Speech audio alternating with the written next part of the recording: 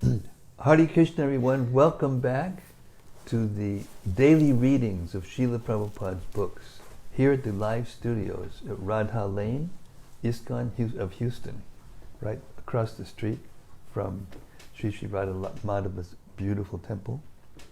And we have a room full of devotees. The serious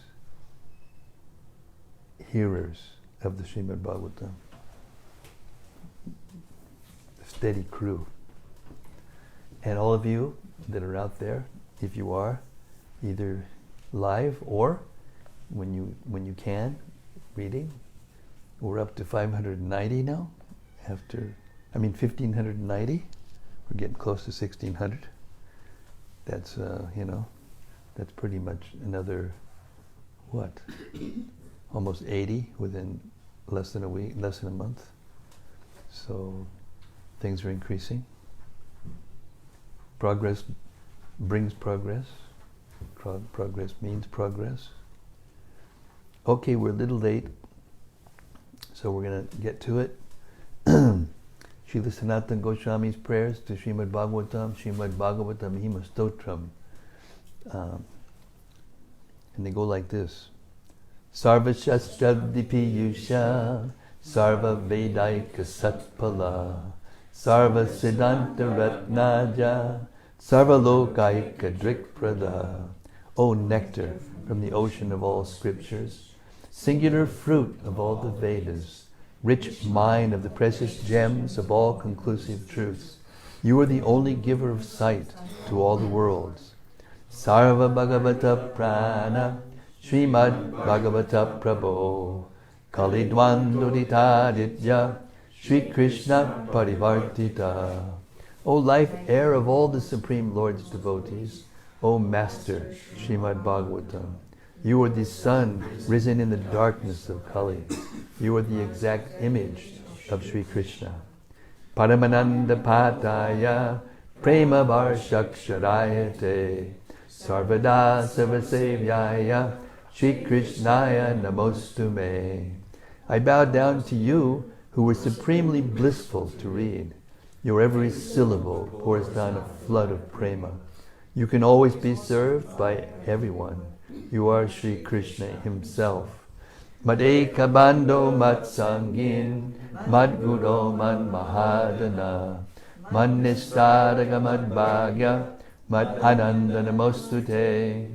My only friend, my constant companion, my spiritual master, my great wealth, my great savior, my good fortune, my source of ecstasy, I bow down to you. Asadu Saduta Dayin, Ati Nicho Chatakara, Hanamunchagadachin Mam, Prendarit Kantayoskura.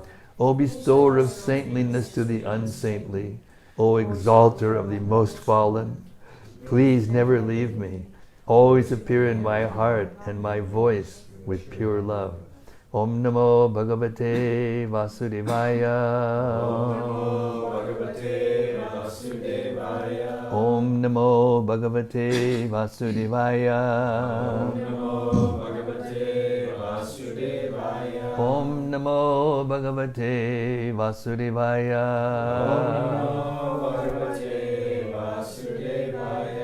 Okay, Canto 5, the creative impetus. We've reached Chapter 19, a description of the island of Jambudvipa. Summary. This chapter describes the glories of Bharatavarsha, and it also describes how Lord Ramachandra is being worshipped in the tract of land known as Kimpurusha Varsha. The inhabitants of Kimpurusha Varsha are fortunate because they worship Lord Ramachandra with his faithful servant, Hanuman.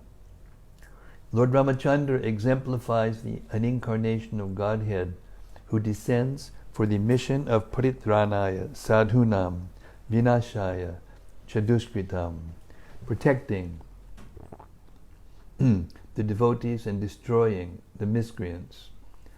Lord Ramachandra exhibits the actual purpose of an incarnation of the Supreme Personality of Godhead, and the devotees take the opportunity to offer loving transcendental service to Him.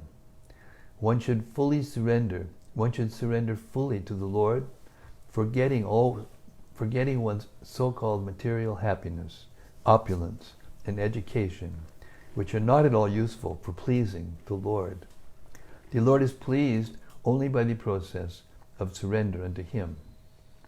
When Devarshi Narada descended to instruct Sarvani Manu, he described the opulence of Bharatvarsha, India. Sarvani Manu and the inhabitants of Bharatvarsha engage in devotional service to the Supreme Personality of Godhead, who is the origin of creation, maintenance, and annihilation, and who is always worshipped by self-realized souls. In the planet known as Bharatvarsha, there are many rivers and mountains, as there are in other tracts of land. Yet Bharatvarsha has special significance because in this tract of land there exists the Vedic principle of Varnashram Dharma, which divides society into 4 Varnas and 4 Ashramas. Furthermore, Narada Muni's opinion is that even if there is some temporary disturbance in the execution of the Varnashram Dharma principles, they can be revived at any moment. The effect of adhering to the institution of Varnashram is gradual elevation to the spiritual platform and liberation from material bondage. By following the principles of Varnashram Dharma, one gets the opportunity to associate with devotees. Such association gradually awakens one's dormant propensity to serve the Supreme Personality of Godhead and frees one from all the basic principles of sinful life. One then gets the opportunity to offer unalloyed devotional service to the Supreme Lord Vasudeva. Because of this opportunity, the inhabitants of Bharatvarsha are praised even in the heavenly planets. Even in the topmost planet of this universe, Brahmaloka, the position of Bharatvarsha is discussed with great relish. All the conditioned living entities are evolving within the universe in different planets and different species of life. Thus, one may be elevated to Brahmaloka, but then one must again descend to earth, as confirmed in Srimad-Bhagavatam, Abrahma Bhuvanaloka Punar Arvatanarjuna. If those who live in Bharatvarsha rigidly follow the principles of Varnashram Dharma and develop their dormant Krishna consciousness, they need not return to this material world after death. Any place where one cannot hear the Supreme Personality of Godhead from realized souls, even if it be Brahmaloka, is not very congenial to the living entity. If one who has taken birth in the land of Bharatvarsha as a human being does not take advantage of the opportunity for spiritual elevation, his position is certainly the most miserable. In the land known as Bharatvarsha, even if one is a Sarvakama Bhakta, a devotee seeking the fulfillment of some material desire, he is freed from all material desires by his association with devotees, and ultimately he becomes a pure devotee and returns home, back to Godhead, without difficulty. At the end of this chapter, Sri Shukadeva Goswami describes to Maharaj Parikshit the 8 sub-islands within the island of Jambudvipa. Text 1. Srila Shukadeva Goswami said, "My dear king, in Kim Purusha Varsha, the great devotee Hanuman is always engaged with the inhabitants of that land in devotional service to Lord Ramachandra, the elder brother of Lakshmana and dear husband of Sita Devi." That's the fruit? And she dropped it, she's not coming in? I see. Text 2. She's a guest. Oh, good. O host of Gandharvas, a host of Gandharvas is always engaged in chanting the glories of Lord Ramachandra. That chanting is always extremely auspicious. along with Arishteshana, the chief person in Kimpurusha Hanumanji constantly hears those glories with complete attention. Hanuman chants the following mantras. Purport. In the Puranas, there are two different opinions concerning Lord Ramachandra. In the Bhagavatamrita 5:36 through 4:34 through 36, this is confirmed in the description of the incarnation of Manu. Vasudevadi Rupani Avatarat Prakirtitaha Vishnu Dharmotare Rama Lakshmanadya Kramadami Padme tu Ramo Bhagavan Narayana Itiritaha Sheshas Chakram Chashankhascha Kramat Sur Lakshmanadayaha Madhya Deshe Stita Yodhya Purisya Vasati Smrita Maha Vaikunta Loke Cha Raghavendrasya Kirtita. The Vishnu Dharmotara describes that Lord Ramachandra and his brothers Lakshman, Bharat and Shatrughna are incarnations of Vasudeva, Sankarsana, Pradyumna and Aniruddha, respectively. The Padma Purana, however, says that Lord Ramachandra is an incarnation of Narayana and that the other three brothers are incarnations of Shesha, Chakra and Shanka. Therefore, Srila Baladev Vidyabhushan has concluded, Taridam kalpa bedinaiva sambhavyam. In other words, these opinions are not contradictory. In some millenniums, Lord Ramachandra and his brothers appear as incarnations of Vasudeva, Sankarsana, Pradyumna and Aniruddha, and in other millenniums they appear as incarnations of Narayana, Shesha, Chakra and Shanka. The residence of Lord Ramachandra on this planet is Ayodhya. Ayodhya city is still existing in the district of Faizabad, which is situated on the northern side of Uttar Pradesh. Text 3. Let me please your lordship by chanting the Bij mantra Omkara. I wish to offer my respectful obeisances unto the personality of Godhead, who is the best among the most highly elevated personalities. Your lordship is the reservoir of all good qualities, of Aryans, people who are advanced. Your character and behavior are always consistent, and you always control your senses and mind. Acting just like an ordinary human being, you exhibit exemplary character to teach others how to behave. There is a touchstone that can be used to examine the quality of gold, but you are like a touchstone that can verify all good qualities. You are worshipped by Brahmanas, who are the foremost of all devotees. You, the Supreme Person, are the King of Kings, and therefore I offer my respectful obeisances unto you. Text 4.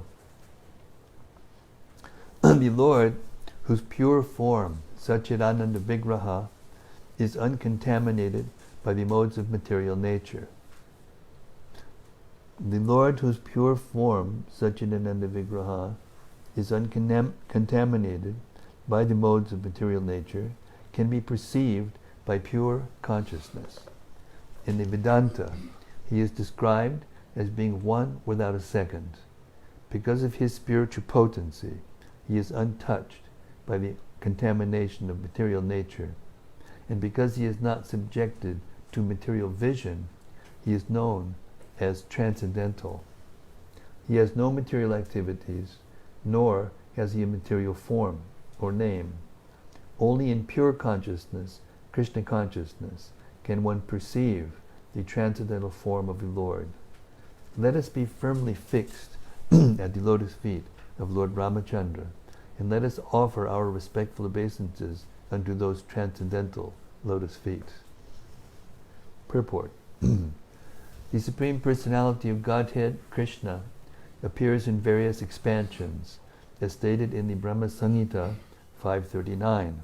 Ramadi Murti Shukala niyamena tishtan nana vatadam akarot bhuvaneshu kintu krishnak swayam sambhavat panamak pumanyo govindamadi purusham tamaham bhajami. I worship the Supreme Personality of Godhead, Govinda, who is always situated in various incarnations, such as Rama, Nrsimha, and many sub-incarnations as well, but who is the original personality of Godhead, known as Krishna, and who incarnates personally also. Krishna, who is Vishnu Tattva, has expanded himself in many Vishnu forms, of which Lord Ramachandra is one. We know that the Vishnu Tattva is carried by the transcendental bird Garuda, and is equipped with very different types of weapons in 4 hands. Therefore, we may doubt whether Lord Ramachandra could be in the same category, since he was carried by Hanuman, not by Garuda, and had neither 4 hands, nor the Shankha, Chakra, Gadha, and Padma. Consequently, this verse clarifies that Ramachandra is as good as Krishna, Ramadi, Morti Shukala. Although Krishna, just to give you some evidence there, when Sarvabhauma Bhattacharya, this is described in the Chaitanya Bhagavat, when Lord Chaitanya delivered Sarvabhauma Bhattacharya, the great scholar in Jagannath Puri, who had like 50,000-60,000 sannyasi disciples, and he was a householder teaching Vedanta philosophy. And when he delivered him, at the end, he showed him his Shadbhuj, 6-armed form. In my office, there's a very nice painting by my godbrother, Pushkar, of the Shadbhuj form of the Lord. And this form shows that there are 3 forms that are the same as Krishna. There's Krishna, Lord Ramachandra, and Lord Chaitanya. You know, there's Lord Chaitanya's form, golden, and then there's 6 arms, Shadbhuj, 6 arms.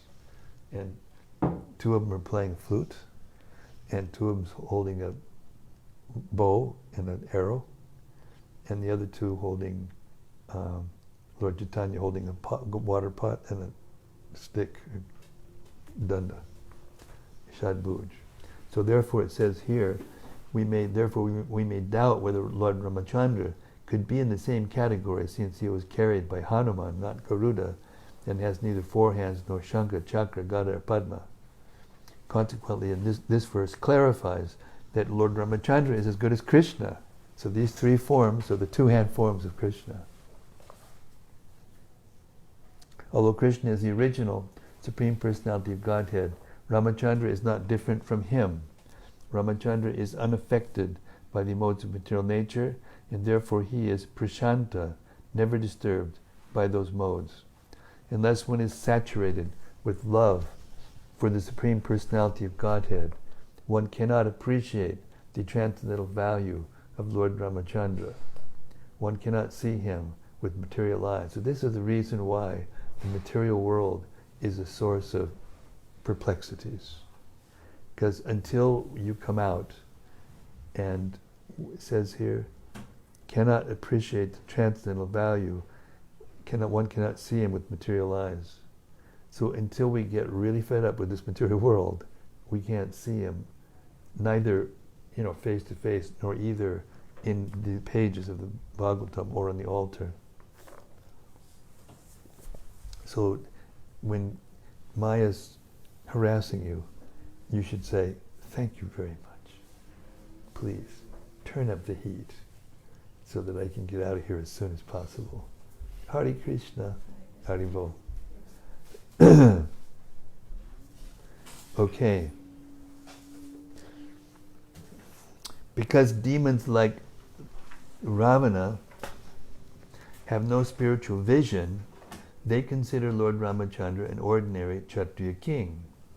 Ravana therefore attempted to kidnap Lord Ramachandra's eternal consort, Sita Devi. Actually, however, Ravana could not carry off Sita Devi in her original form. As soon as she was touched by Ravana's hands, she gave him a material form, but she maintained her original form beyond his vision. Therefore, in this verse, the words Pritak Prashantam, indicate that Lord Ramachandra and his potency, the goddess Sita, kept themselves aloof from the influence of the material energy. In the Upanishads it is said, Yam evaisha vrinute tena labhya, Kata Upanishad 1:2-23. The Supreme Lord, Paramatma, the personality of Godhead, can be seen or perceived only by persons who are saturated with devotional service.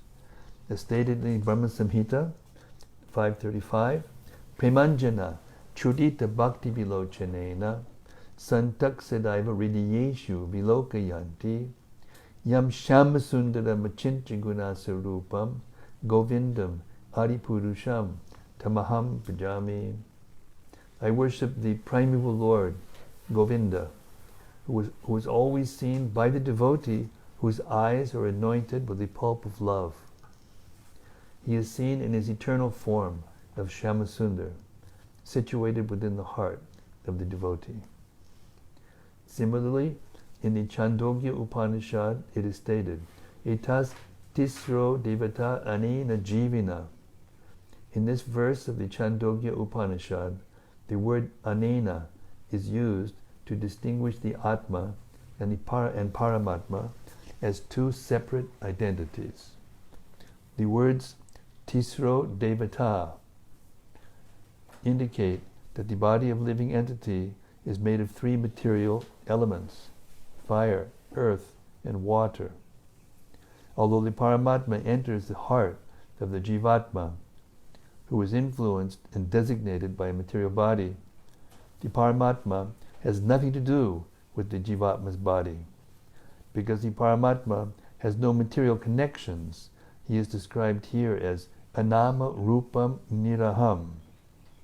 The Paramatma has no material identity, whereas the Jivatma does. The Jivatma may introduce himself as Indian, American, German, and so on, but the Paramatma has no such material designations, and therefore he has no material fame. The Jivatma is different from his name, but the Paramatma is not. His name and he himself are one and the same. This is the meaning of Niraham, which means without material designations.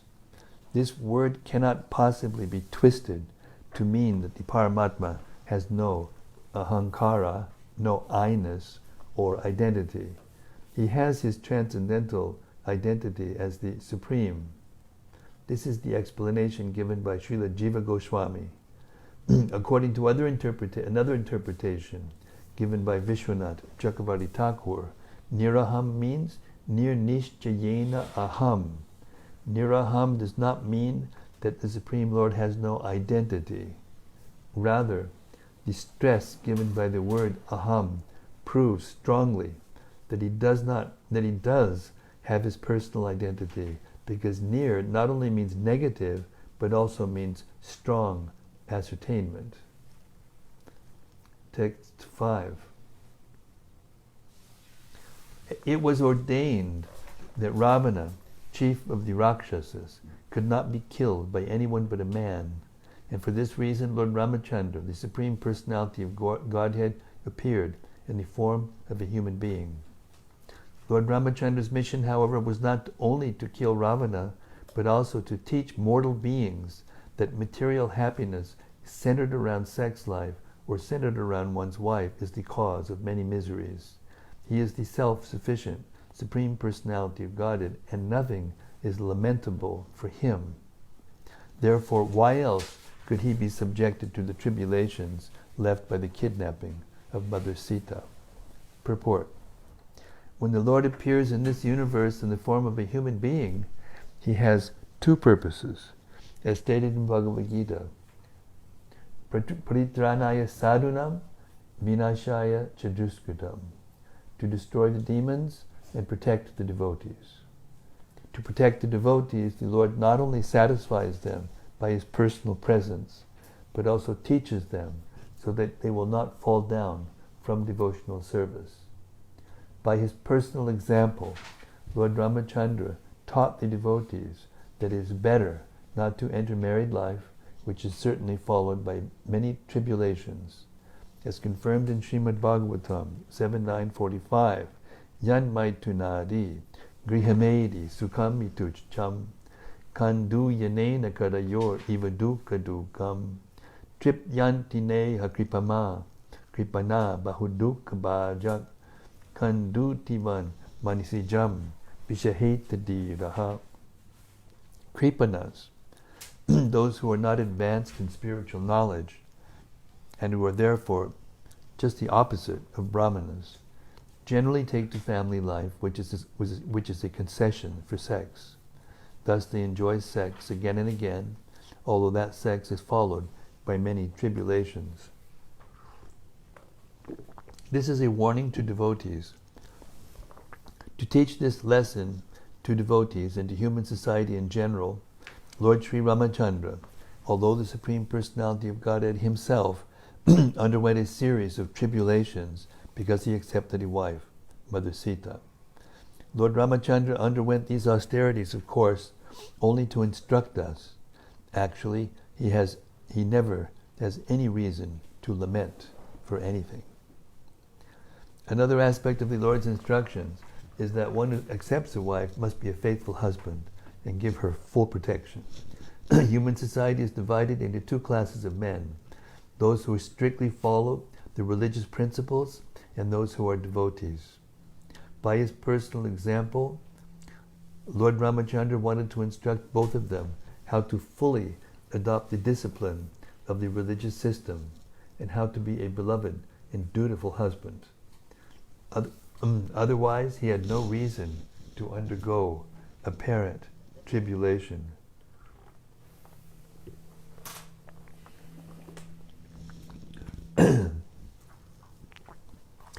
One who strictly follows religious principles must not neglect to provide all facilities for the complete protection of his wife. There may be some suffering because of this, but one must nevertheless endure it. That is the duty of a faithful husband. By his personal example, Lord Ramachandra demonstrated this duty. Lord Ramachandra could have produced hundreds and thousands of Sitas from his plenary pleasure energy, but just to show the duty of a faithful husband, he not only rescued Sita from the hands of Ravana, but also killed Ravana and all the members of his family. Another aspect of the teachings of Lord Ramachandra is that although Lord Vishnu, the Supreme Personality of Godhead, and his devotees may apparently suffer from material tribulations, they have nothing to do with such tribulations.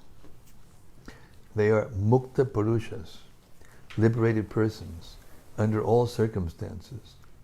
It is therefore said in the Chaitanya Bhagavat, Madhyakanda 9-40, Yatadeka Vaishnaveda Vyabhara Dukkha Nishchaya Janihataha Paramananda Sukha.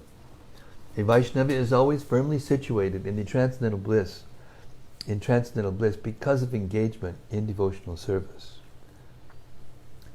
Although he may appear to suffer material pains, his position is called transcendental bliss in separation, varaha.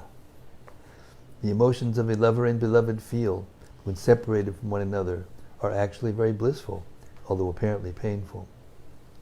Therefore, the separation of Lord Ramachandra from Sita Devi, as well as the consequent tribulation they suffered, is but another display of transcendental bliss.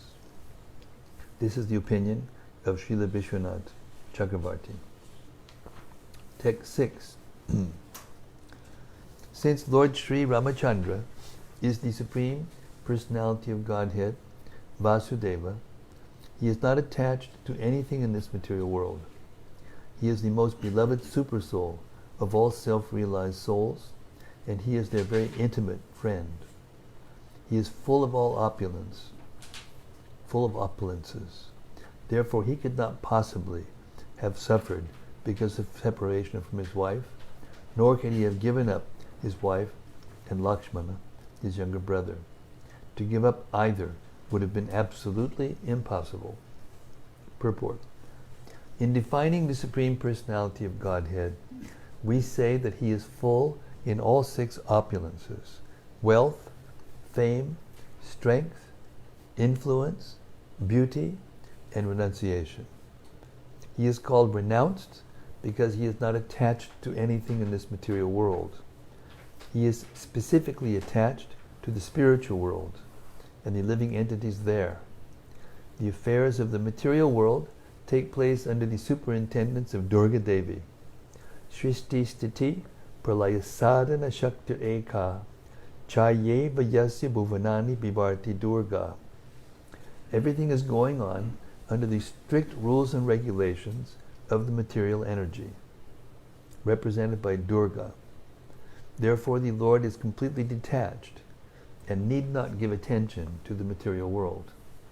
Sita Devi belongs to the spiritual world. Similarly, Lord Lakshmana, Ramachandra's younger brother, is a manifestation of Sankarsana, and Lord Ramachandra himself is Vasudeva, the Supreme Personality of Godhead. Since the Lord is always spiritually qualified, he is attached to servants who always render transcendental loving service unto him. He is attached to the truth in life, not to rabbinical qualities. Indeed, he is never attached to any material qualities. Although he is the supersoul of all living entities, he is specifically manifest to those who are self-realized, and he is especially dear to the hearts of his transcendental devotees. Because Lord Ramachandra descended to teach human society how dutiful a king should be, he apparently gave up the company of Mother Sita and Lakshmana. Factually, however, he could not have given them up. One should therefore learn about the activities of Lord Ramachandra from a self-realized soul. Then one can understand the transcendental activities of the Lord. Text 7. One cannot establish a friendship with the Supreme Lord Ramachandra on the basis of material qualities, such as one's birth in an aristocratic family, one's personal beauty, one's eloquence, one's sharp intelligence, or one's superior race or nation. None of these qualifications is actually a prerequisite for friendship with Lord Sri Ramachandra. Otherwise, how is it possible that although we uncivilized inhabitants of the forest have not taken noble births, although we have no physical beauty, and although we cannot speak like gentlemen, Lord Ramachandra has nevertheless accepted us as friends? Purport. In a prayer to Krishna expressing her feelings, Srimati Kunti Devi called him Akinchana Gochara. The prefix a means not, and kinchana, something of this material world. One may be very proud of his prestigious position, material wealth, beauty, education, and so on.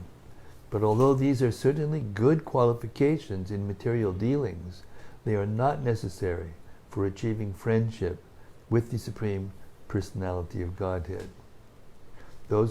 One who possesses all these material qualities is expected to become a devotee. And when he actually does, the qualities are properly utilized. Those who are puffed up by a high birth, wealth, education, and personal beauty, Janmaishwarya, Shuddha Shri, unfortunately do not care for developing Krishna consciousness, nor does the Supreme Personality of Godhead care about all these material qualifications. And there's a further point in that verse that says, one who is after those things, or who are attached to those things, they can't approach the Supreme Lord with sincere feeling. And that's what all that the Lord wants, that you approach him with sincere feelings. The Supreme Lord is achieved by devotion, bhaktya, mam, abhijanati. One's devotion and sincere desire to serve the Supreme Personality of Godhead are the only qualifications. Rupa Goswami has also said that the price for achieving God's favor is simply one's sincere eagerness to have it. Lolyam ekam mulam. In the Chaitanya Bhagavat, it is said, Madhyakanda 23, 492, 3, it is said, Kolavecha Sebakera Deha Bhagya Simha Brahma Shiva Kande Yara Dekiya Mahima Dani Jani Panditye Krishneri Nahi Pai Kevala Bhaktira Vasha Chaitanya Goshai. Behold the great fortune of the devotee, Kolavecha. Lord Brahma and Shiva shed tears upon seeing his greatness. One cannot attain Krishna by any amount of wealth, followers, or learning. Sri Chaitanya Mahaprabhu is controlled only by pure devotion. Lord Sri Chaitanya Mahaprabhu had a very sincere devotee whose name was Kolavecha Sridhar, and whose only business was to sell pots made from the skin of banana trees. If you've ever been to India, you can't make much money by doing that. If it's just one person you're doing, they have big factories now, but one person doing it, you can't make much. Not possible. Whatever income he had, he used 50% for the worship of Mother Ganges, and with the other 50%, he provided for his necessities. On the whole, he was so very poor that he lived in a cottage and had a broken roof with many holes in it. He could not afford brass utensils, and therefore he drank water from an iron pot. Nevertheless, he was a great devotee of Lord Sri Chaitanya Mahaprabhu. He is a typical example of how a poor man with no material possessions can become a most exalted devotee of the Lord. The conclusion is that one cannot attain the shelter of the lotus feet of Lord Krishna or Sri Chaitanya Gosai through material opulence. That shelter is attainable only by pure devotional service. Anyabhilashita shunyam jnana karma janavritam anukul yena krishnanu shilanam bhaktir uttama. One should render transcendental loving service to the Supreme Lord Krishna favorably and without desire for material profit or gain through fruitive activities or philosophical speculation. That is called pure devotional service. Text 8. Therefore, whether one is a demigod or demon, a man or a creature other than a man, such as a beast or bird, everyone should worship Lord Ramachandra, the Supreme Personality of Godhead, who appears on this earth just like a human being. There is no need of great austerities or penances to worship the Lord, for he accepts even a small service rendered by his devotee. Thus he is satisfied. And as soon as he is satisfied, the devotee is successful. Indeed, Lord Ramachandra brought all the devotees of Ayodhya back home, back to Godhead, Vaikuntha. Purport. Lord Sri Ramachandra is so kind and merciful to his devotees that he is very easily satisfied by little service rendered by anyone, human or not. This is the special advantage of worshipping Lord Ramachandra, and there is the same advantage in worshipping Lord Sri Chaitanya Mahaprabhu. Lord Krishna and Lord Ramachandra, in the manner of Kshatriyas, sometimes showed their mercy by killing asuras, but Lord Sri Chaitanya Mahaprabhu awarded love of God without difficulty even to the asuras. All the incarnations of the Supreme Personality of Godhead, but especially Lord Ramachandra, Lord Krishna, and later Lord Sri Chaitanya Mahaprabhu, delivered many of the living entities present before them, indeed, almost all of them. Sri Chaitanya Mahaprabhu is therefore represented as the sixth-arm form of Shadbhuja Murti, which is a combination of Lord Ramachandra, Lord Krishna, and Lord Sri Chaitanya Mahaprabhu. The best purpose of human life can be fulfilled by worshipping the Shadbhuja Murti, the form of the Lord with 6 arms, 2 arms of Ramachandra, 2 arms of Krishna, and 2 arms of Sri Chaitanya Mahaprabhu. Hare Krishna. Text 9. Shukadeva Goswami continued, the glories of the Supreme Personality of Godhead are inconceivable. He has appeared in the form of Narayana in the land of Bharatavarsha, at the place known as Badarik Ashram, to favor his devotees by teaching them religion, knowledge, renunciation, spiritual power, sense control, and freedom from false ego. He is advanced in the opulence of spiritual assets, and he engages in executing austerity until the end of this millennium. This is the process of self-realization. Purport. People in India may visit the temple of Narayana at Badarik Ashram just to learn how the Supreme Personality of Godhead in his incarnation as Narayana engages in austerities to teach the people of the world how to achieve self-realization. It is impossible to realize oneself simply by absorbing oneself in speculation and material activities. One must be very serious about self-realization and the practice of austerity. Unfortunately, the people of this age of Kali do not even know the meaning of austerity.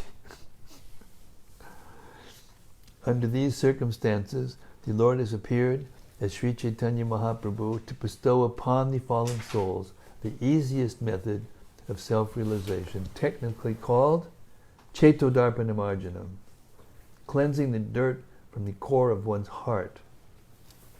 This method is extremely simple. Anyone can chant the glorious Krishna Sankirtan. Hare Krishna, Krishna Krishna, Hare Hare, Hare Rama, Rama Rama, Hare Hare. In this age, there are different forms of so-called advanced scientific knowledge, such as anthropology, Marxism, Freudism, nationalism, and industrialism. But if we work very hard under their guidance, instead of adopting the process practiced by Narayana, we shall waste our valuable human life, form of life. Thus we shall certainly be cheated and misled. Text 10. In his own book, known as Narada Pancharatra, Bhagavan Narada has very vividly described how to work to achieve the ultimate goal of life, devotion, through knowledge and through execution of the mystic yoga system. He has also described the glories of the Lord, the Supreme Personality of Godhead. The great sage Narada instructed the tenets of this transcendental literature to Sarvarni Manu in order to teach those inhabitants of Bharatavarsha who strictly follow the principles of Varnashram Dharma how to achieve the devotional service of the Lord.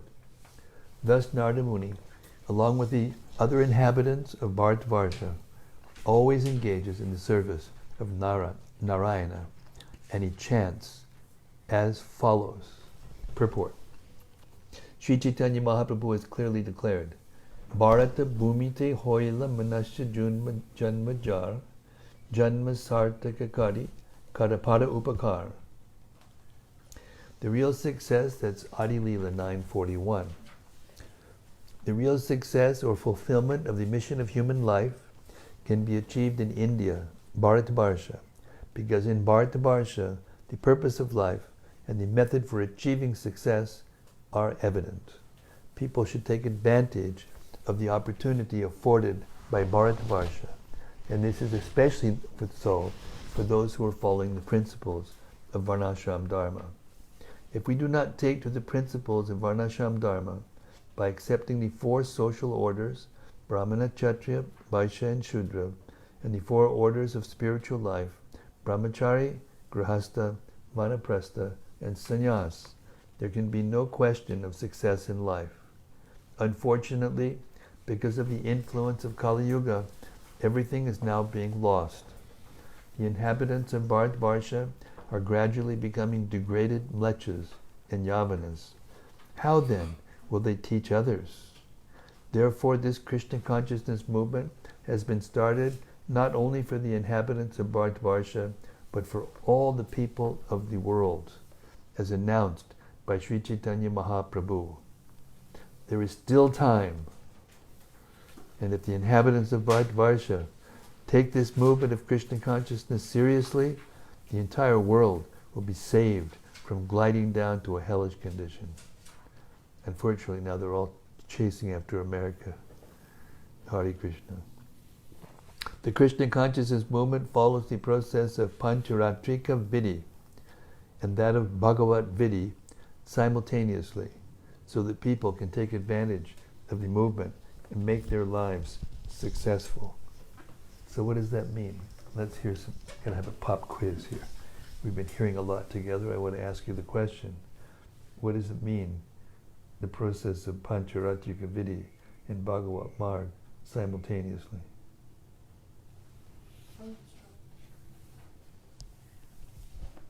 Pancharatrika is a deity worship.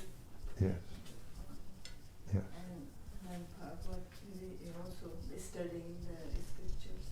And Preaching. yes, teaching, hearing, chanting, explaining. Okay. And of the two, what's more important? The second. Bhagavat Marg is more important. But the Pancharatrika Vidhi is also necessary, especially in the beginning. Text 11. Let me offer my respectful obeisances unto Narayana, the best of all saintly persons, the Supreme Personality of Godhead. He is the most self-controlled and self-realized. He is free from false prestige, and he is the asset of persons who have no material possessions. He is the spiritual master of all Paramahamsas, who are the most exalted human beings, and he is the master of the self-realized. Let me offer my repeated obeisances at his lotus feet. Text 12. Narada, the most powerful saintly sage, also worships Narayana by chanting the following mantra. The Supreme Personality of Godhead is the master of the creation, maintenance, and annihilation of this visible cosmic manifestation, yet he is completely free from false prestige. Although to the foolish he appears to accept a material body like us, he is unaffected by bodily tribulations like hunger, thirst, and fatigue. Although he is the witness who sees everything, his senses are unpolluted by the objects he sees. Let me offer my respectful obeisances unto that unattached, pure witness of the world, the Supreme Soul, the Personality of Godhead. Purport. The Supreme Personality of Godhead, Krishna, is described as Satchit Ananda Vigraha, the body of eternity, transcendental bliss, and full knowledge. Now in this verse, he is more fully described. Krishna is the creator of the entire cosmic manifestation, yet he is unattached to it. If we were to construct a very tall skyscraper, we would be very attached to it. But Krishna is so renounced that although he has created everything, he is not attached to anything. Nabhadyate. Furthermore, although Krishna has his transcendental form, Satchidananda Vigraha, he is not disturbed by the bodily necessities of life, which are called daihika. For example, he is never hungry, thirsty, or fatigued. Nahanyate deha gato hidaihikai. Then, again, since everything is Krishna's property, he sees everything and is present everywhere. But because his body is transcendental, He is above vision, the objects of vision, and the process of vision. When we see something beautiful, or someone beautiful, we are attracted. The sight of a beautiful woman immediately attracts a man. And the sight of a man naturally attracts a woman. Krishna, however, is transcendental to all these faults. Although he is the seer of everything, he is not afflicted with faulty vision. Nadrik yasya gunair vidushyate. Therefore, although he is the witness and seer, he is aloof from all affection for the activities he sees. He is always unattached and separate. He is only a witness. O my Lord, text 13. O my Lord, master of all mystic yoga, this is the explanation of the yogic process spoken by Lord Brahma, Hiranyagarbha, who is self-realized. At the time of death, all yogis give up the material body with full detachment, simply by placing their minds at your lotus feet. That is the perfection of yoga. Purport. Srila Madhvacharya says, Yasya samag bhagavati jnanam bhaktis tataiva cha nischintas tasya moksha syat sarva papa krito pitu. For one who very seriously practices devotional service during his lifetime in order to understand the constitutional position of the Supreme Personality of Godhead, liberation from this material world is guaranteed, even if he has previously been addicted to sinful habits. This is also confirmed in Bhagavad Gita. Apichet suduracharo bhajate mam ananyabhak sadureva samantabhyak samyak vyavasito hisaha. Even if one commits the most abominable actions, if he is engaged in devotional service, he is to be considered saintly because he is properly situated. Bhagavad Gita 9:30. The only purpose of life is to be fully absorbed in thoughts of Krishna and his form, pastimes, activities, and qualities. If one is able to think of Krishna in this way 24 hours a day, he is already liberated. Sarupena vivastitihi. Whereas materialists are absorbed in material thoughts and activities, devotees, on the contrary, are always absorbed in thoughts and activities. Devotees, on the contrary, are always absorbed in thoughts of Krishna and Krishna's activities. Therefore, they are already on the platform of liberation. One has to think of Krishna with full absorption at the time of death. Then he will certainly return home, back to Godhead, without a doubt. And we'll stop here our reading for the evening of the 24th of April 2019 here in Radha Lane. Hare Krishna. Okay.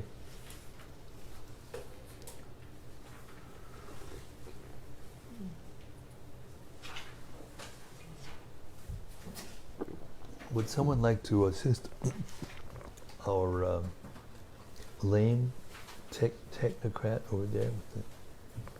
Yeah. Get the...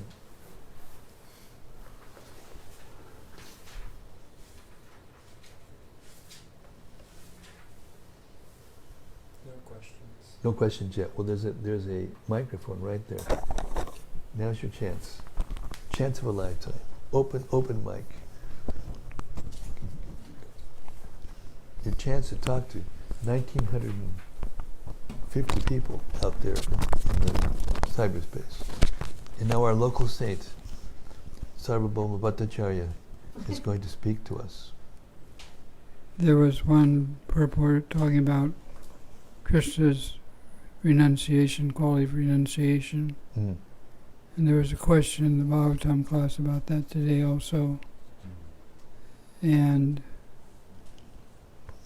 the question was about he's attached to the pure devotees. My understanding is that he's renounced from everything material, but someone was saying he's attached to the Radharani and the gopis. So how can we say that he's renounced? So I just wondered. Well, what do our acharyas say about that? Maybe we shouldn't speculate. Just let's find out what our acharyas think about that. Maybe you can help fill that in. Well, Krishna exhibits his renunciation, the ultimate renunciation, when he leaves the gopis in the rasa dance. I mean, which man in the world would just run off with, how many most beautiful girls in the whole universe come to you in the dead of the forest, and you're, dancing and having romantic pastimes and all these things, and then you're going to run off? I don't think so. I don't think any materialist could do that. Therefore, when Bhishma Dev was preparing to leave this world, he was lying on a bed of arrows. He stayed there for at least 2 weeks, maybe more, probably more, because it took 18 days for the Battle of Kurukshetra to finish. And he was the first of the opposite. He was the first Maharati, the first leader of the opposite party to go down. And he stayed there on a bed of arrows, for the rest of the battle, and then after the battle. And there was a period of time there, when Duryodhana was laying on the on the ground, and he just after he fought with Bhima face to face, and all these things were going on, and Bhishma was just laying there in the battle, and he got a benediction from his father that he would not have to leave his body unless he wanted. So he didn't want to leave his body until Krishna came in front of him, and then he was going to leave his body. So when Bhishma was, and then the other reason was that Yudhishthira had his lamentation after the battle, just like Arjuna had his lamentation before the battle. He didn't want to fight, remember? Well, Yudhishthira, he was supposed to get on the throne, and he felt so bad with all these, 640 million men died in the Battle of Kurukshetra in 18 days. Makes the world wars look like kid stuff. So Bhishma and Yudhishthira also refused to get on the throne. After all this trouble and all the things he went through, he refused to get on the throne.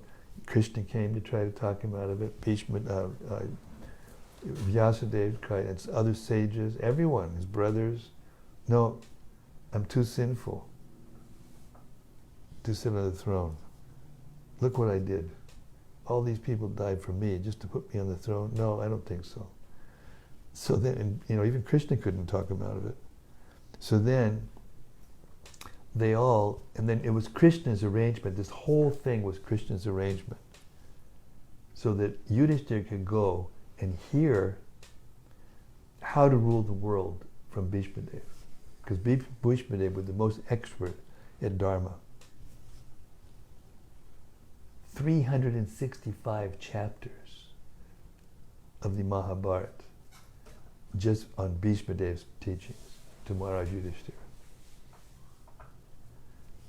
God, I know how long they were sitting there talking. That's practically the whole Bhagavatam, 365 chapters. It's close to the number of chapters in the Bhagavatam. And then it came time for Bhishma Dev to leave, after Yudhishthira was convinced by Bhishma Dev to sit on the throne.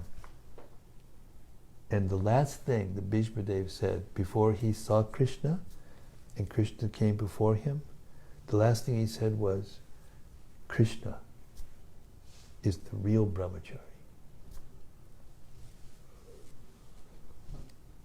And Bhishma Dev was a celibate for his whole life. He made a vow of celibacy. so that his father could have this girl. And, it's a long story. But, so there you have it. One of the 12 Mahajans, Bhishma Dev, on the bed of arrows, and Krishna standing in front of him, and he glorifies Krishna as being the ultimate brahmachari, because he was fully renounced, even though he was dancing with the gopis.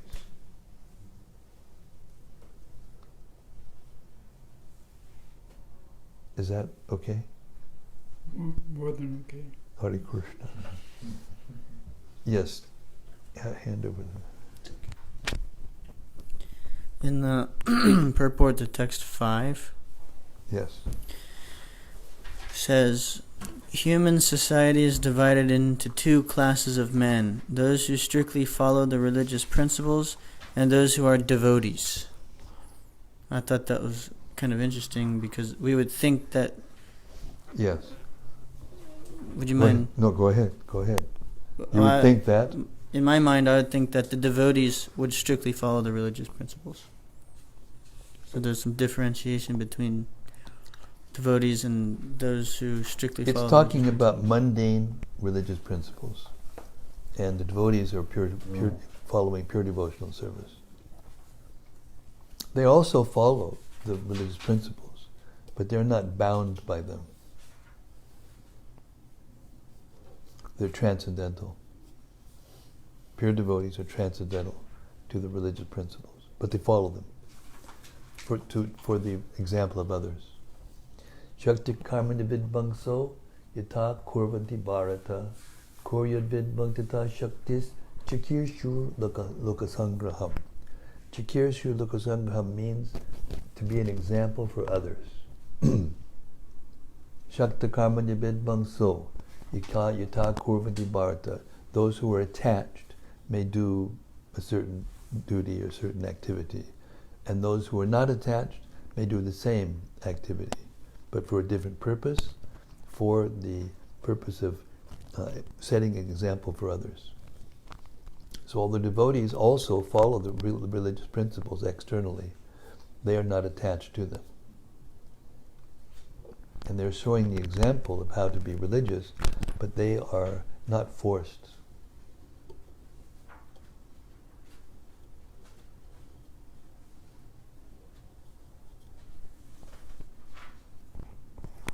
Thank you. Just like the teacher may put the pen in there's a picture of Prabhupada, moving the pen of one of the Gurukula kids in Dallas. He's probably got his hand on his hand and he's making the letters for the Sanskrit alphabet. And then the example is, just because you see a teacher going, do like this, that doesn't mean that he doesn't know this, and he's showing how to do it.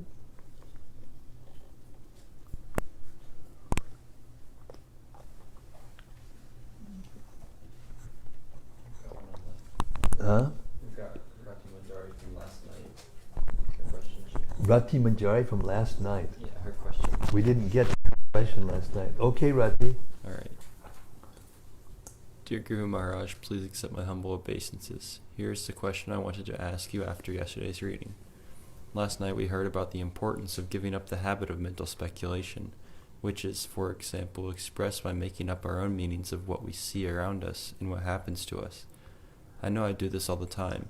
In fact, it seems an unavoidable fact of life, a survival skill. Yet in Krishna consciousness, we are asked to give up this habit.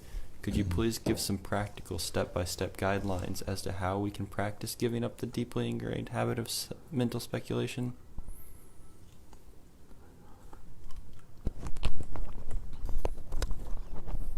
Well, if you follow strictly the four regulative principles that Prabhupada gave us, then you will automatically, gradually become free from the mental speculation platform. Because it begins with material desire. Prajahati yada kaman, sarvan partha mano gatan, manufactured in the mind. That's what manogatan means. Prajahadi yada kaman. Material desires are manufactured by the mind.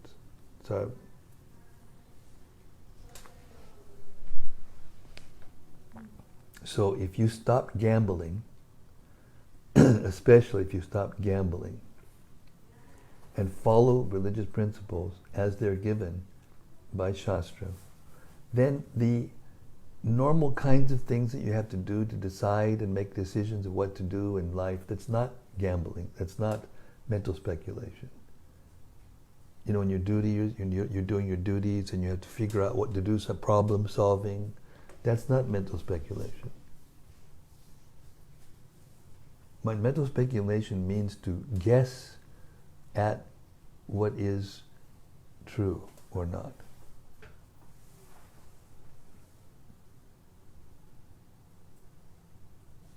But that doesn't mean that the ordinary duties that you have as an employer or employee or family member, a husband or a wife or a parent or this or that, that you have to deal with a problem. Your kid does something, you got to figure out how to stop them from doing it, or training them how to not do it, or training them how to do the right thing. That's not mental speculation. That's doing your duty. That's using your intelligence to do your duty. It's the proper use of intelligence.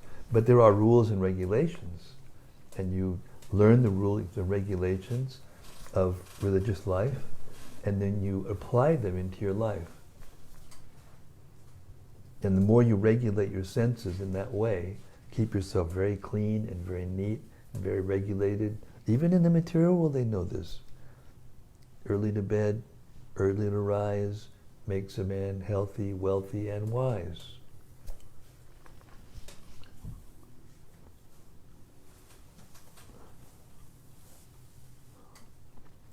So there's all kinds of rules and regulations in the Dharma Shastras of this thing, Manusamhita.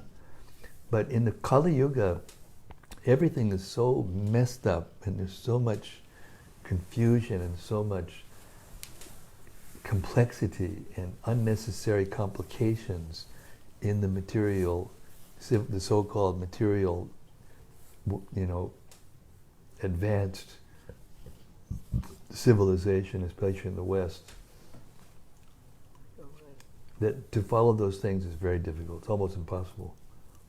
So just follow the four regulated principles strictly. Chant your 16 rounds strictly. Hear the Bhagavatam, the Bhagavad Gita. Absorb yourself in these activities and do the duty that you have to do in life as best as you can. Therefore, what does it say? We heard it in the verse. Apichet Suduna Chado. We just heard this. Did anybody hear this verse? Who remembers hearing this verse? Okay. 1, 2, 3, 4, 5, 6, 7, 8, 9. Doing pretty good. 2, 3, 4, 5, 6, 7, 8, 9, 10. Okay. Apichet Suduna Chado Bhajate Mamananya Bhak. Sadur eva samantavyak samyak vyavasito hisaha. This word sadhu in this verse is the only time that Krishna uses this term in the Gita. You won't find the word sadhu anywhere else in the Gita except this verse. And it's combined with apichet suduracharo. Achar means proper behavior. Achara, sudurachara. Durachara means bad. And sudurachara means very bad. So even if you do something very bad, if you are fixed in your devotional activities, then you are considered to be a sadhu by Krishna.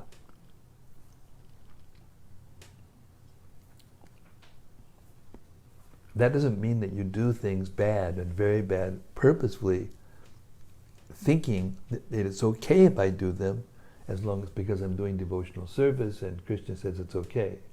It means by the strength of the material energy and the force of our bad habits from having been in the material world and be under the burden of all of the reactions for everything that we've done and said and thought and smelled and felt and over God knows how many lifetimes.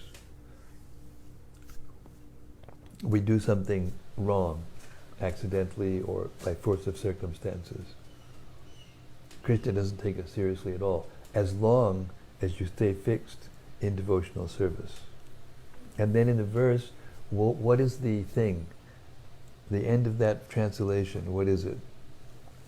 Why does Krishna say he does that? Yes, Pranata. You mean because he's properly situated? How? In his determination? In his determination. If you decide with your determination that you're no longer going to do sinful activities and you're going to do devotional service, then you're a sadhu.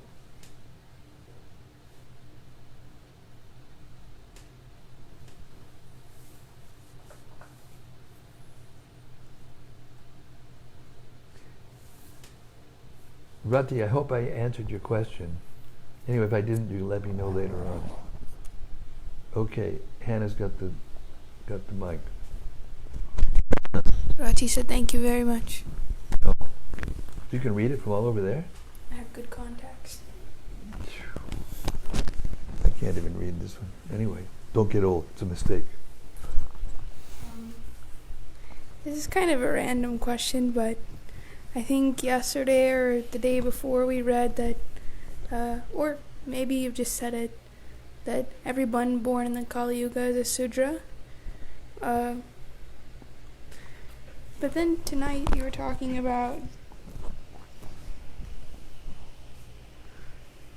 Well, my question is even if two people beget a Krishna conscious child, are they still considered a Sudra, that child? No, but it's not just by the birth. The person has to act properly, and then there has to be initiation. Initiation by a bona fide spiritual master. Srila Sanatana Goswami describes this in his Hari Bhakti Vilas, that Ita Kanchana means gold, just like bell metal turned to gold by a certain chemical or alchemical process. So when a person accepts a bona fide spiritual master, takes initiation, and follows the principles given by the instructions given by the spiritual master, then he is transformed into Brahmana. So you can be born a Shudra and be a Brahmana by proper behavior. When it says that everyone is born a Shudra, it doesn't mean that they all stay Shudra. They can. Much easier in Kali Yuga to stay a Shudra than to do anything else, because everyone's acting like a Shudra. But if you surrender to pure devotee, the cyclic succession, and take Krishna's instructions, and get initiated, and take your second initiation also, and worship the deities, chant Hare Krishna, preach Krishna consciousness, and then you're a Brahmana, better than a Brahmana, better than a Brahmana. You become a Vaishnava.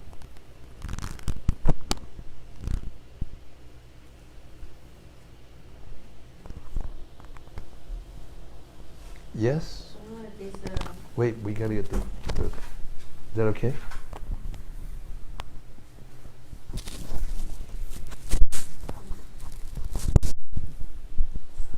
It says in verse 8, purport for explained for Sadhupuja Murti has a 6 hands, two arms of Krishna, 2 arms of Sri Chaitanya Mahaprabhu, and 2 arms of Ramchandra. So is there any Murti in India? Yeah, there's Sadhupuja Murti in Jagannath Puri, in the house of Sarvabhauma Bhattacharya. And there are there's in Jaipur, in the Radha Damodar temple, there's a Murti of Sadhupuja. The Mahant there is from Puri, He's very nice Vaishnava. I go there regularly when I go to Jaipur. And he's got a very nice Sadbhuj Murti there that people worship. And I happen to have a Sadbhuj Murti on my wall in back of me. And when I talk to my godbrothers and they see this the feet of Sadbhuj on my head, and they all laugh when they see it. Oh, you're right there under the lotus feet of the Lord.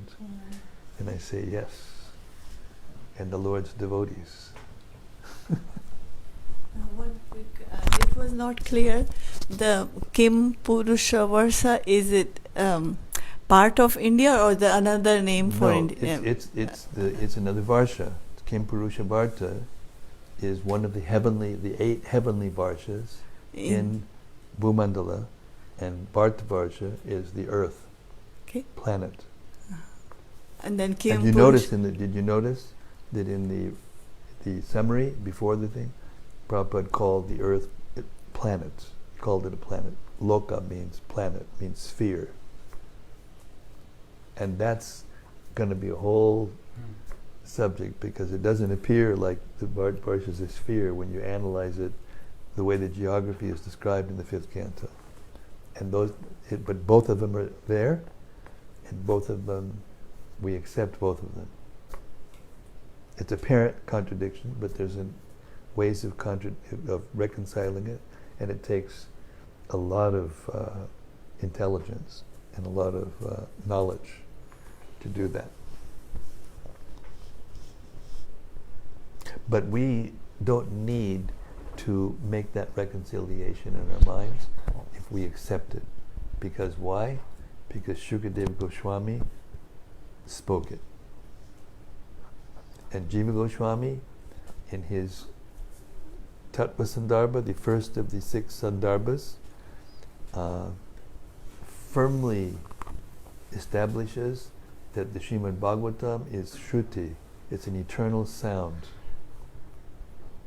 It's an eternal sound, and all the different personalities and all the different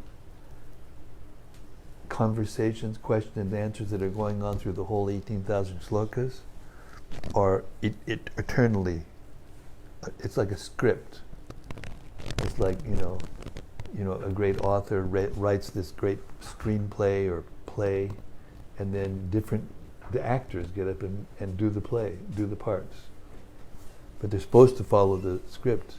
It's not so easy to follow the script of Hamlet with the English the way it was then, now.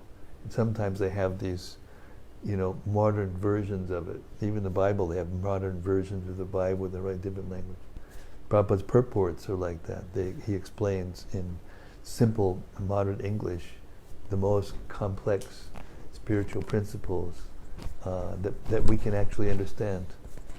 Very high topics that are given in the ancient languages, classic Sanskrit, Vedic Sanskrit. Vedic Sanskrit is actually the same language as classical Sanskrit, but there are different dialects in different... Anyway, that's a whole explanation. I'll get into that later on. I don't have time to do it tonight. It's 8 o'clock. Time for me to start, or before I turn into a pumpkin.